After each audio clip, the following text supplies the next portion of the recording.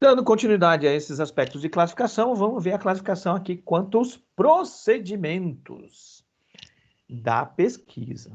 Então, quanto aos procedimentos, Marconi e Lakatos classificam em documentação indireta e documentação direta. A gente usa procedimentos de documentação indireta quando a gente executa uma pesquisa bibliográfica, uma pesquisa documental, por exemplo. Vamos partir de análise do que outros já fizeram ou do que sofreram sobre os fenômenos. Tá? Então, é material que já existe.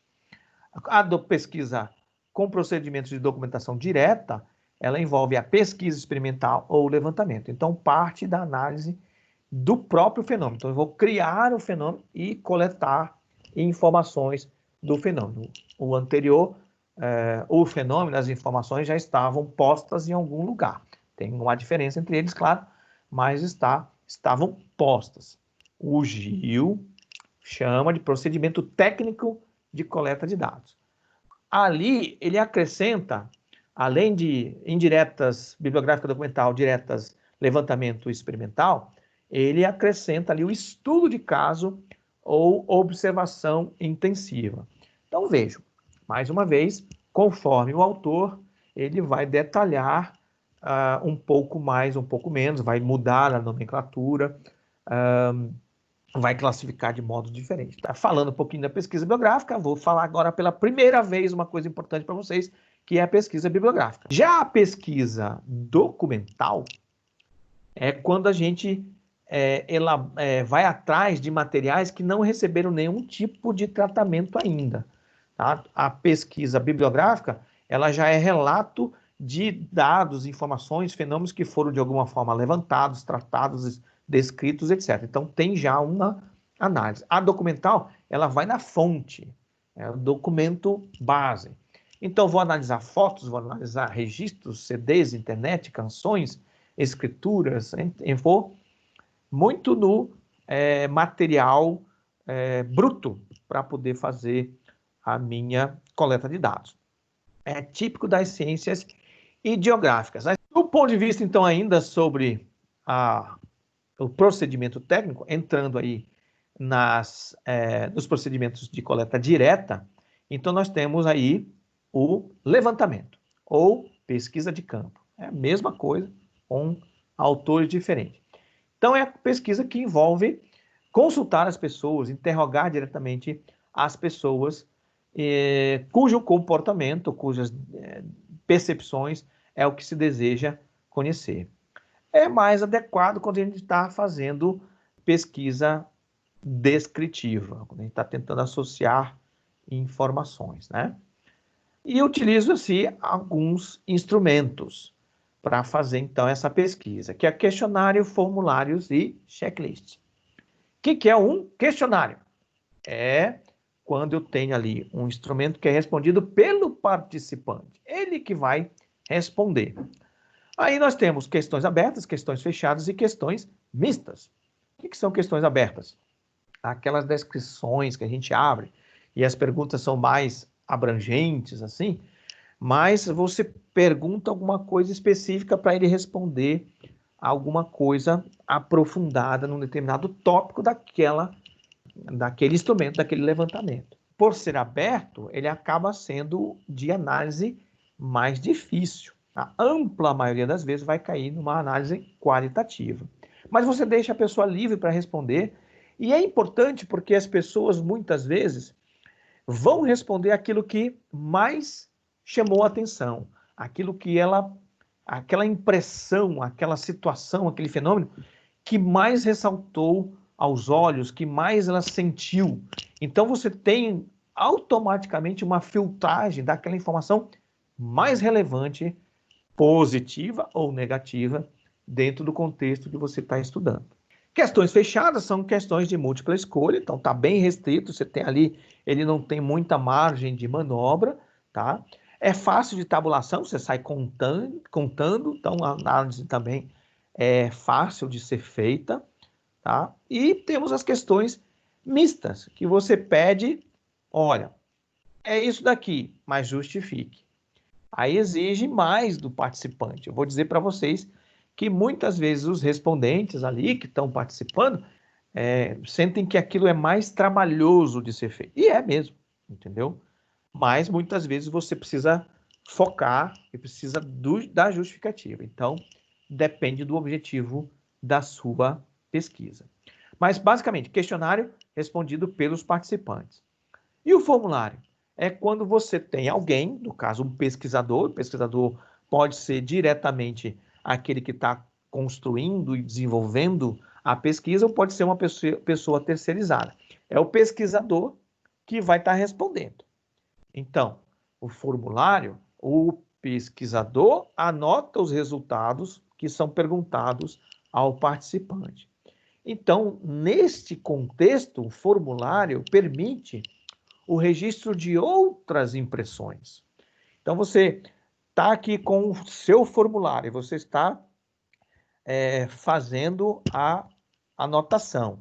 Aí você pergunta, você observa alguma coisa e você pergunta alguma coisa, a própria reação, expressão corporal, situação que está acontecendo, enfim, algum tipo de movimento, você pode estar anotando que isso pode ser significativo para a sua pesquisa também.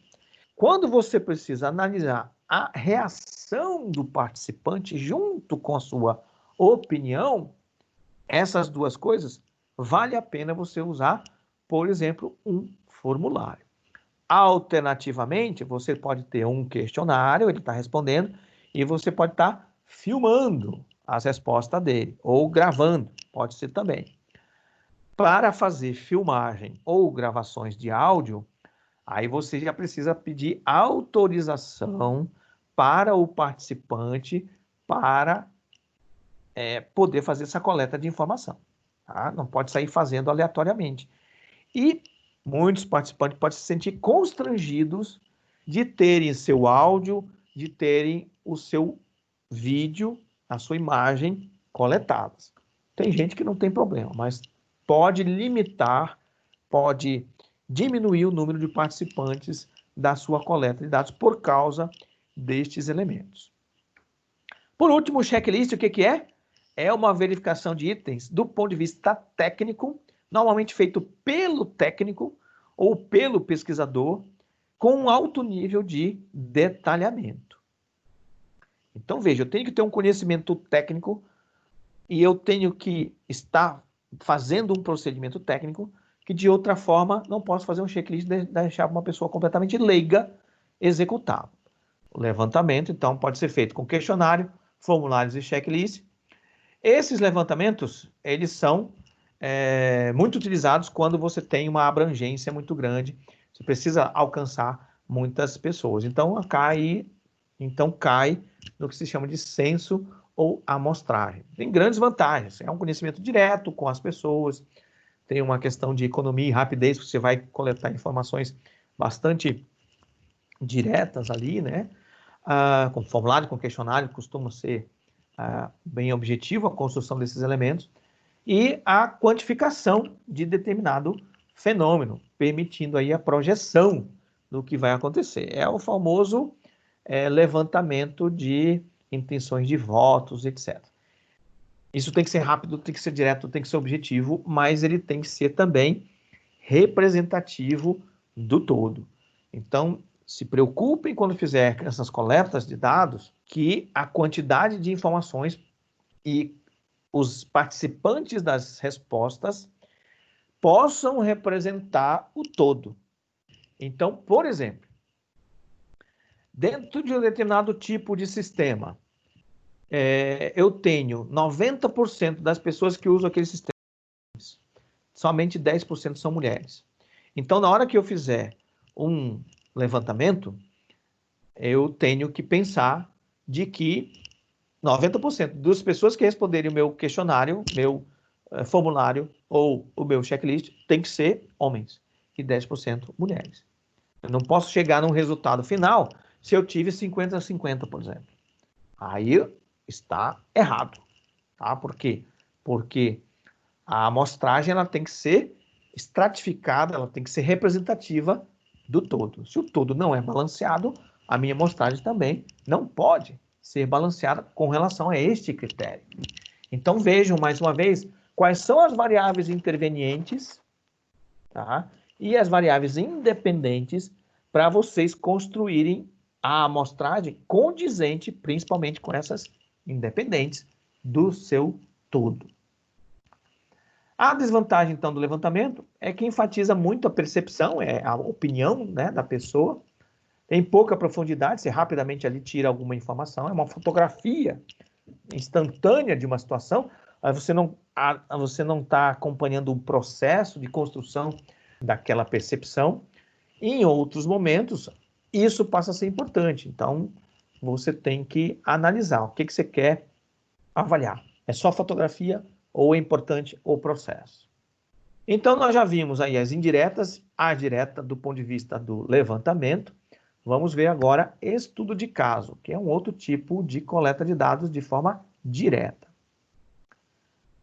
O estudo de caso, ele é um tipo de pesquisa que costuma ser muito criticado.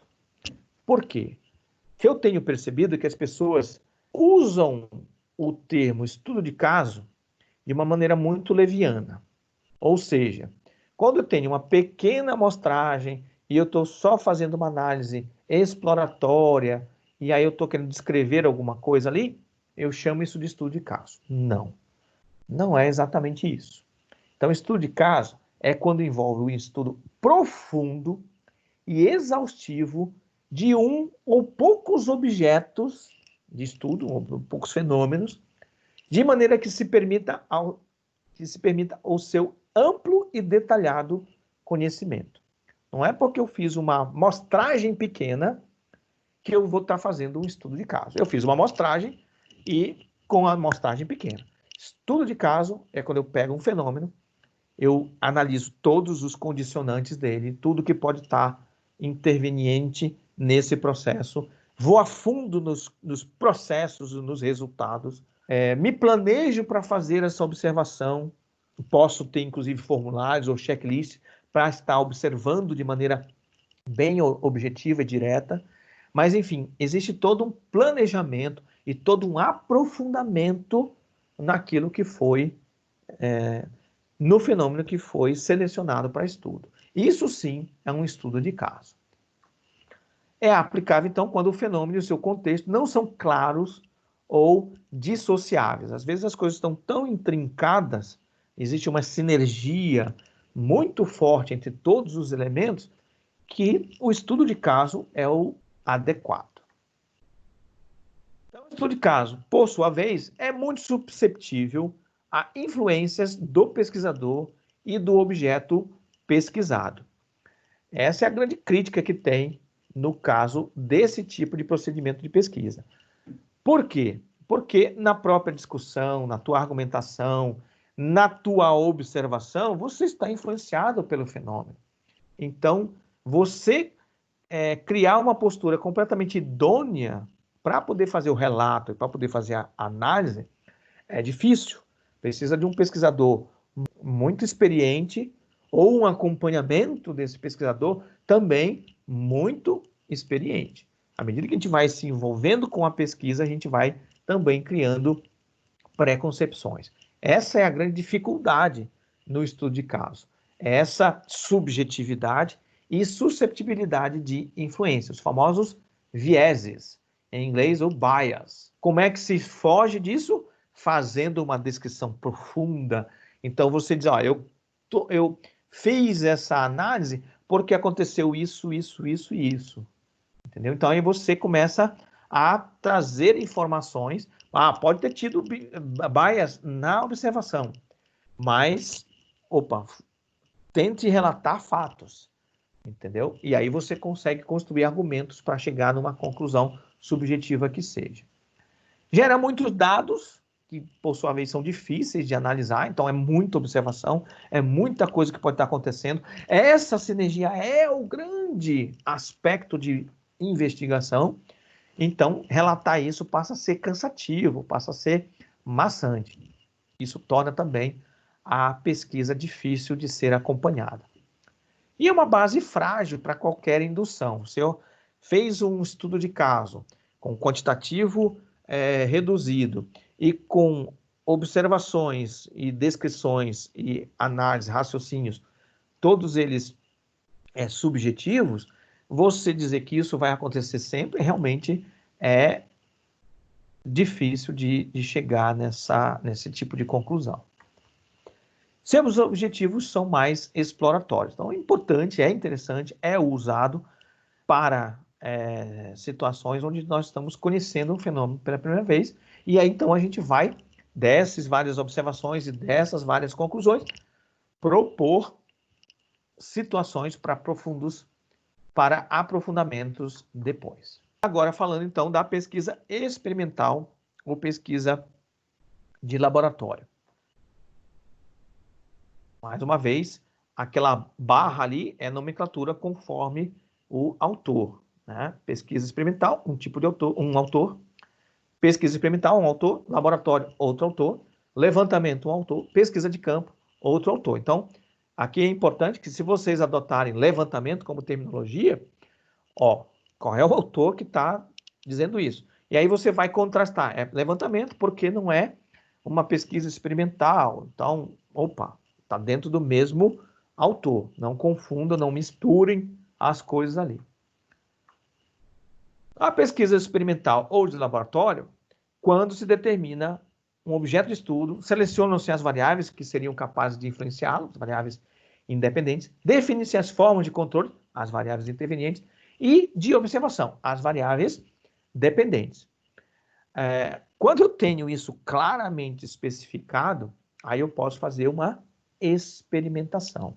É o delineamento de pesquisa mais prestigiado no meio científico. Essa é uma frase que certamente está influenciada por várias pesquisas da área da saúde, onde o delineamento experimental ele é muito valorizado. Então, você tem todas essas condições devidamente identificadas, você consegue discernir uma coisa de outra e faz a experimentação. Nesse contexto, o delineamento experimental é muito valorizado. E aí, então, isso acaba sendo percebido por pesquisadores de outras áreas. Veja que aqui o pesquisador é ele que constrói tudo isso e ele vai, então, fazer o experimento acontecer. Então, ele é um agente ativo, porque ele vai determinar todas as situações. Ele não fica só observando os fenômenos que estão acontecendo, ele vai construir a situação em que o fenômeno vai ser experimentado.